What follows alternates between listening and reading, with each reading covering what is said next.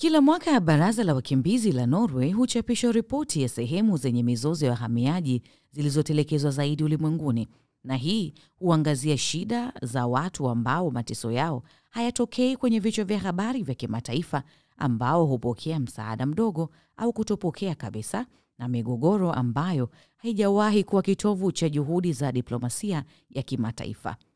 Kulingana na ripoti hiyo iliyotoka siku ya Jumanne, inadaiwa kuwa nchi ya Cameroon hivi sasa ndio inapitia mzozo mkubwa zaidi wa watu waliosahaulika duniani, kulingana na orodha ya kila mwaka ya baraza hilo.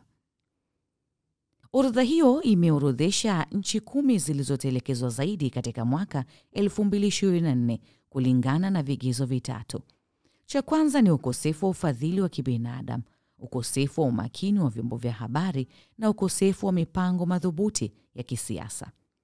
Nchi ya Cameroon inaongoza orodha hiyo kwa mara ya kwanza tangu mwaka 2019, ikiipiku Burkina Faso. Nchi ya Cameroon imetajwa kuwakaribisha wakimbizi wa ndani zaidi ya milioni 1 kutoka nchi jirani, wengi wao wakitokea Jamhuri ya Afrika ya Kati na Nigeria. Raia katika maeneo ya kaskazini magharibi na kusini magharibi mwa nchi hiyo wamekumbwa na makabiliano makali kati ya vikosi vya usalama vya serikali na makundi yanayotaka kujitenga tangu mwaka 2016 na kulazimisha mamia kwa maelfu kukimbia makazi yao. Bonde la Ziwa Chad kaskazini mwa Cameroon limeripotiwa kuwa moja ya ukumbi wa vita vya muda mrefu na vikundi visivyo vya serikali. Vurugu na uhaba wa maji katika eneo hili ni hali inayosababishwa na mabadiliko ya hali ya hewa, nayo inasababisha watu kuyahama makazi yao. Baraza la Wakimbizi la Norway lilisema mzozo wa Cameroon umepita viwango katika kutelekezwa kwa ulimwengu, ukiwa na diplomasia ndogo inayofadhiliwa kidogo na kuripotiwa kidogo nchini humo. Ufadhili wa kibinadamu uliopokelewa na Cameroon mwaka 2024 ulishughulikia chini ya nusu ya mahitaji ya mwitikio wa nchi hiyo. Hii ni kwa mujibu wa ripoti. Kama matokeo ya machafuko haya, wa Cameroon milioni 1.1 wamehamishwa ndani ya nchi yao. Baadhi ya watu milioni 3.4 wanahitaji msaada wa dharura na ulinzi, na takribani watu milioni 2.8 wanakosa chakula.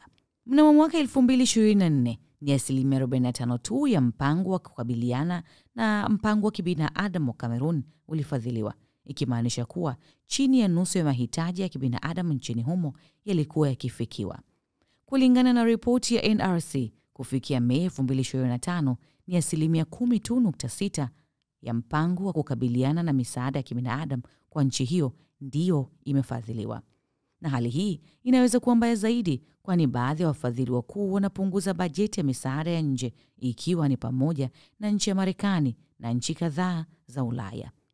Kwenye orodha hii, nambari 10 imeshikiliwa na nchi ya Somalia, nambari 9 Honduras, nambari 8 ni DRC Congo, nambari 7 ni Iran, namba 6 imeshikiliwa na nchi ya Uganda, namba 5 ni Mali, namba 4 ni Burkina Faso, namba 3 ni Msumbiji, na namba 2 ikishikiliwa na nchi ya Ethiopia, huku namba 1 ikitajwa kuwa Cameroon.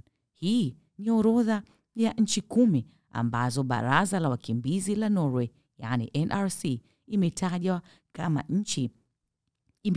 kama nchi zilizotelekezwa zaidi ulimwenguni. Mimi ni Gina Baltazari. Hizi ni ripoti kimataifa.